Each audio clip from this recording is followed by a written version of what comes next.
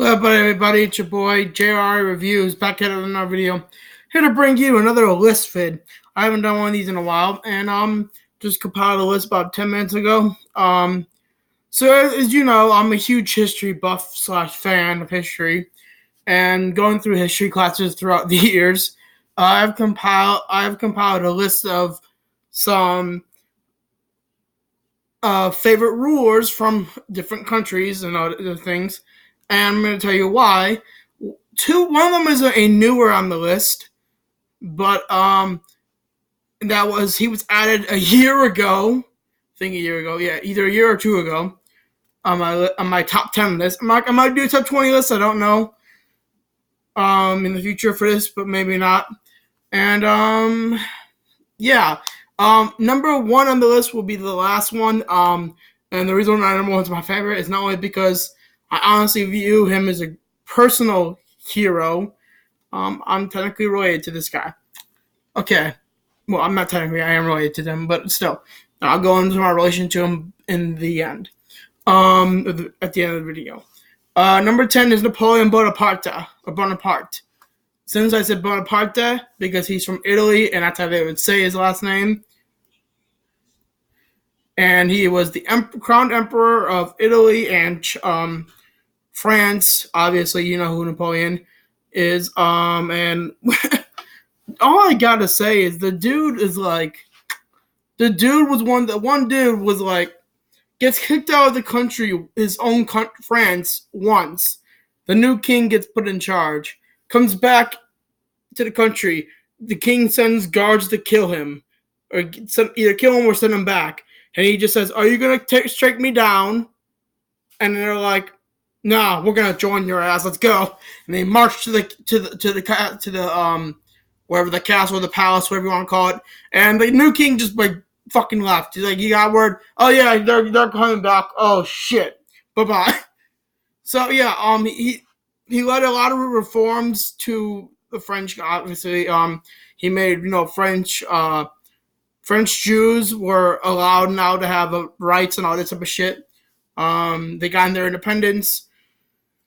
Fuck, a lot of shit happened because of Napoleon Bonaparte. One thing I do agree with is that he was such an influential figure in like other countries such as Prussia, Britain, Spain was his ally, which is one thing you will notice that Spain is not on this list because I hate Spain's rulers because Spain's rulers were all fucking rude to Jewish people, and I fucking hate that. Now let's get into number 9. Number 9 is Catherine the Great of Russia. Now, Catherine the Great of Russia, if you don't know who that is, she's the empress, which means she was the queen of the 8th Tsar, and she is from the house of the Romanov house. She basically led the Russian Empire into the Golden Age. She waged wars. She gathered a bunch of land, and she settled Alaska. So you got that right there.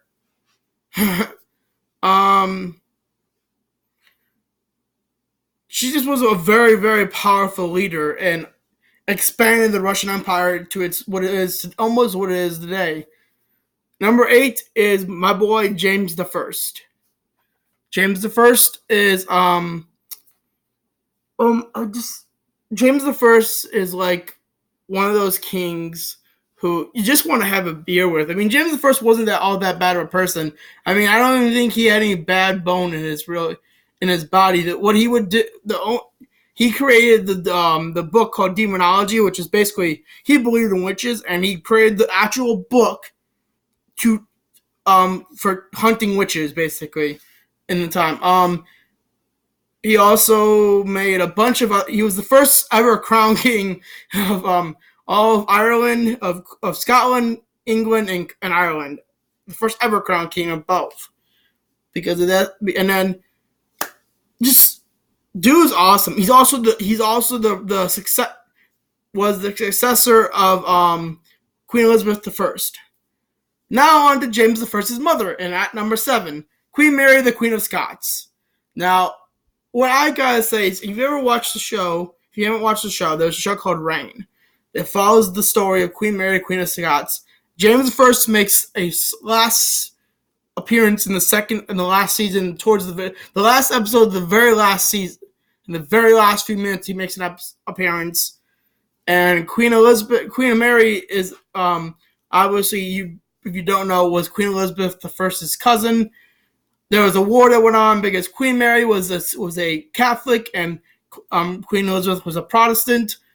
And the English people, most of the English people wanted the Queen to be stay Catholic, and the world, England to stay Catholic, but it wasn't going to happen. So because she's Protestant, so she had to she had to get they decided, well, Queen Mary's Catholic, why don't you go here? And so Queen Mary was like, oh, okay, whatever. She tried to start a war with her cousin, and it ends up very badly. Now, the only thing I'm going to say is that when she was imprisoned by Queen Elizabeth I later on, she did not try to commit any other wars. There was other people trying to break her out to take her crown. Still, Queen Elizabeth I couldn't have that shit because, it's her kingdom, obviously. And Henry VIII is her dad, which you will find is not on this list because I think he's a fucking jerk. Yeah. Just real fucking, and just all I gotta say is Queen Mary, the Queen of Scots, I don't care what you say. If you look at one of her photos, even today, she is cute AF. I don't care. She is cute AF. She is very cute.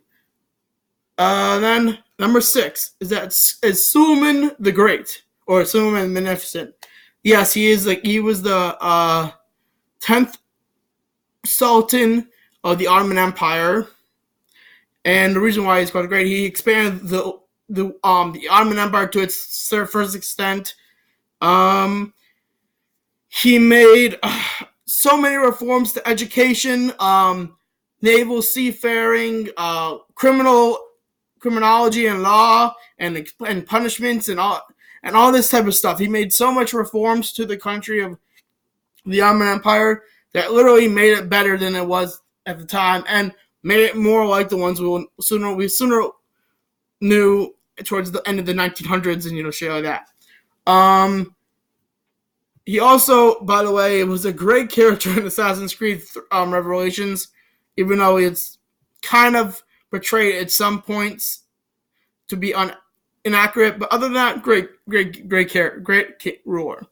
Number 5 is the newest one on my list, added recently, about 2 years ago, and that was Genghis Khan, or Genghis Khan. Now, Genghis is what he's known as in Mongolia and other places, but we know him as Genghis Khan. The reason why I added Genghis Khan is because he's not really that whole bad of a guy. He was more of so yes, he did wage wars and he did kill people, but he would also give them, he wouldn't automatically start killing them. He would just be like, yo, I'm going to take over your country. Now you got 2 options, okay? One, you can, just join me and no one's going to hurt. No one's going to get hurt. Or 2, you can fight and you'll probably die.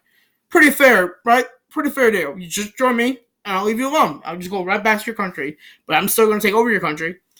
Or right past your area, and I'm just going to leave you all alone. But if you try to fight me, you will die. Not only that, when you were in his country, he didn't, as long as this is him, he did not care about what religion you practice. He practiced religious tolerance, okay? Meaning, so if you were Jewish in this country, that's fine. If you were Catholic, that's fine. If you were Christian, that was fine. It didn't matter what you practiced. As long as you followed his laws, did what you were told, and you remained loyal to him to the very fault. As long as you did those 3 things, you're good. Did what you're told, followed his laws and everything. And as long as you did all that, you're fine. He practiced, was literally ahead of his time. He practiced religious tolerance, which is just great, which is one of the reasons why the United States was founded, was on religious tolerance. People wanted to have religious freedom. So number 4 is Katerina Forza. Yes, she's in Assassin's Creed 2 and Brotherhood. Yes, I understand that. But I do like her as a ruler. She wasn't technically a ruler. She was a countess of Forli, and her dad was the Duke of Mulan, who later becomes would be the King of Mulan. Yeah, Mulan. Um, and one of my favorite moments, and you do see this in the video game in 2, but this shows how furious of a ruler she was. Her children were kidnapped by a group of people, and they were held being hostage, and she was on her fortress in Forli, and she called them a bastardi, which means bastards. And they say, "We'll kill your kids," right in front of her. And she was known to saying, or something like that. And she's like, she lifted up her dress and says, "Go ahead, do it. I had the instrument to make more." That's some That's some ballsy ass moves. Like, fucking kill her. I can make more, bitch. That's some ballsy ass shit. Plus, she just was an all around great person, good person in the fact, or good ruler. Again, like James Kong, as long as you followed your rules, she was pretty much fine. Number 3 is Alexander the Great, and no need introduction to Alexander the Great, obviously. But if you do need them, literally, no person has ever. Alexander the Great never lost any fucking battle he's ever been in. No war, no battle, no nothing. He was always the winner on top. Literally, he basically he went through Egypt and conquered Egypt. He went through Phoenicia, he conquered Phoenicia. He went through the Mesopotamias, he conquered Mesopotamia. He basically he captured Persia, and technically he had Greece under his control because he's from Greece. Technically he's from Macedonia, so basically he was a badass. Also, I learned a story in ancient medieval history 2 years ago about this one time he was going to take over this country or city or whatever, and the king of this country or city says, "Yeah, I'm not going to do that. Can you not take over my city? But here's what you can do. If I'll give you this Gordian knot, yeah. If you can cut this Gordian knot and get and undo it, and I'll give you my daughter in her hand in marriage, He ends up saying, okay, cuts off the Gordian knot, takes the daughter, and takes over the country at the same time. It's like, fuck you, right? Number 2, Queen Victoria. Why do I like Queen Victoria? Because she was the people's queen. A lot more better than Queen Elizabeth. We'll give it this way. Queen Victoria preferred more. When people would commit treason or being a traitor, she didn't always execute. She preferred not to execute people. She preferred exile. It would be a better situation so they can live. And so she sent them to Australia, Also, she would the most charismatic queen I've ever heard. She preferred to go out in front of the people and have fun and wave and all this. And she threw lavish parties. And honestly did care about her people in the best way she could. That doesn't mean there wasn't things that she did that weren't great, like, the entire occupation of India, plus destroying half their way of life, technically that, a bunch of other stuff, the imperialism of Africa between them, a bunch of shit. But otherwise, she was a great queen. And number 1, Vlad the Impaler of Wallachia. Now, Wallachia is what is considered what would be considered today modern day Romania. If you don't know, my grandfather's mother, my mom's grandfather's mother was from Romania, and what I found out through Ancestry.com is that my great grandmother is the great granddaughter, great nephew, or grandniece of Vlad the Impaler, because Vlad the Impaler had like 5 other brothers. So he had 5 brothers, and we're descendant of one of them that did not get murdered. I forgot which one it was. I think it was the priest one. Honestly, I think it was the priest one that is the one that we were There's always might not be. I don't know. No, it's the one that's in Yeah, it's the priest one. I was right. It's the priest one.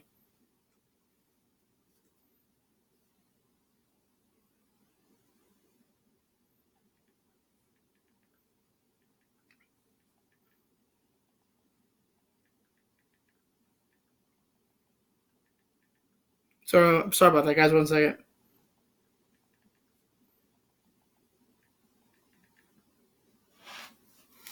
Um. So yeah, Vlad the Impaler. Let's give you some stuff about Vlad the Impaler. Vlad the Impaler is, as you know, as you don't know why he's named that. He is known for impaling his enemies on which is basically he sticks a big sharpened stick up through your ass and it goes out your mouth. Now you don't usually die right away. Not to mention he was the first pioneer of of what's called psychological warfare, and the fact that his main enemy were the Ottoman Turks, or the Ottoman Empire, and they kept trying to take over his country. And not only that, he was also a captive from them when he was a kid because his dad owed them money because he had to take over the dad had to take his throne back, so he paid. So they gave him money and an army, and then he did this, so everything. Anyways, but Vlad the Impaler was the king of Wallachia 3 times on 3 different separate occasions because every time first reign he got ousted, second time he got ousted, and the third time he was king for 4 months until he was killed by the Ottoman Turks. Yeah, so that fucking sucked. But he preferred impaling impaling over most of the enemies. So together, there was recorded that there was 23,000 people that he executed by impaling, 1,500 burned at the stake, and 2,400 that he had their heads chopped off. That's only, and all those people were his enemies, mainly boyars, which are like noblemen that were dicks, adulterers, Ottomans, anyone who was not basically loyal to his ass, like loyal to him. I mean, I'm Jewish. I wouldn't, if I was in that, I would be like, yo, I'm not Catholic or Christian or whatever, but I'm loyal to your motherfucker. I'm loyal. Like, fuck, don't kill me, right? But dude's like a badass. Dude is legit a hero in Romania. He did his best to keep Islam and the Ottoman Turks from invading his country.